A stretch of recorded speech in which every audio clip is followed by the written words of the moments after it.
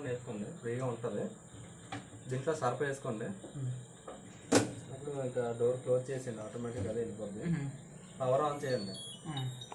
Power on చేయగానే ఇక P1 వచ్చిందా, P1 అంటే ఆటోమేటిక్ అన్నీ చూసుకుంటుంది. మీరు ఇంకేం చేయలేదు, స్టార్ట్ చేస్తే చాలు, వాటర్ కూడా అదే తీసుకుంటుంది. ట్యాప్ ఇప్పేసి వదిలేస్తే P1. లేదు మనకి 1 నుంచి 12 వరకు ఆప్షన్స్ ఇచ్చారు ప్రోగ్రామ్ అని.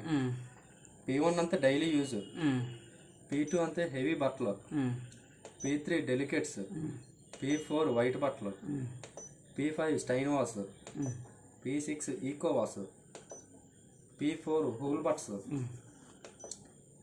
P8 బెడ్షీట్స్, P9 ఉంది కదండి.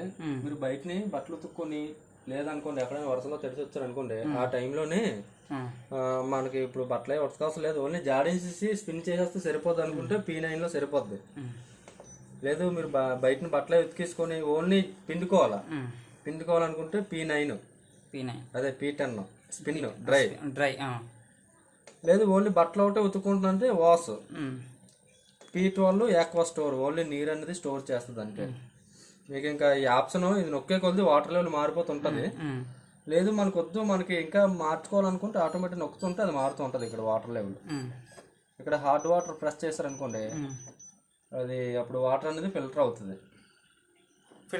ఎక్స్ప్రెస్ వాష్ మనకు 1 జత 2 జతలు ఉన్నాయి అనుకోండి, తొందరగా ఎక్స్ప్రెస్ వాష్ చేస్తుంది. ఇది టైం డీలే.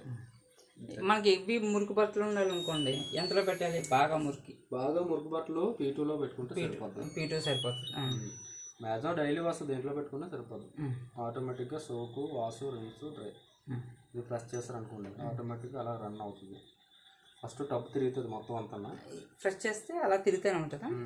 అక్కడ కూడా ఈ లైట్లు కూడా బ్లింక్ అవుతాయి. మనకు నెంబర్ ఏ చూపించారంటే అది చూపిస్తుంది ఆటోమేటిక్గా.